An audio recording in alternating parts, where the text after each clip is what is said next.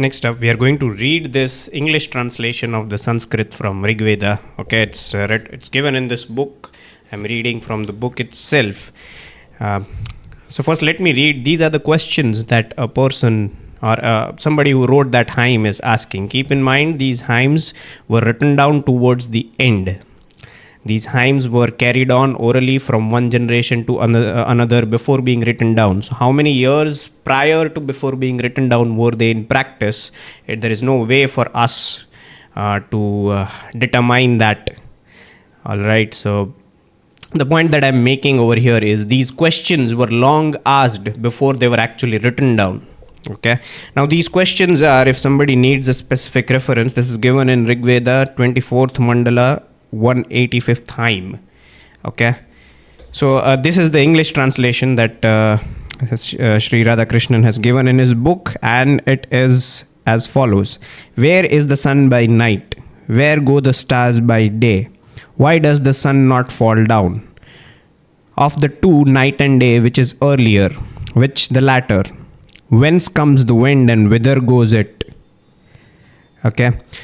So now, now they are questioning it. Earlier, at the very beginning of the Rigvedic phase, we have established in the previous videos that they had the leisure of the mental space to think about these things. So initially, they gave this value of God to all these natural phenomena.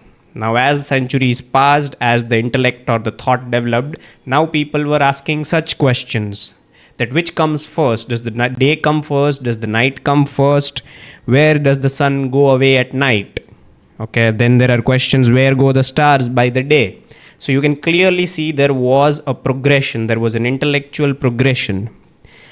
There was a movement towards reason. Earlier it was just fancy and imagination, because since they were sitting with leisure, they had time on their hands.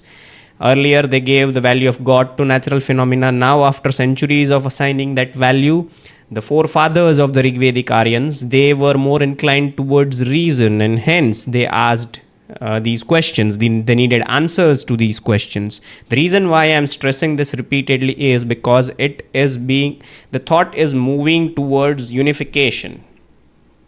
Okay, they want to determine who exactly is that person who administers all this. And we are going to quote another example from Rig Veda itself to substantiate the claims that indeed they were moving towards monotheism.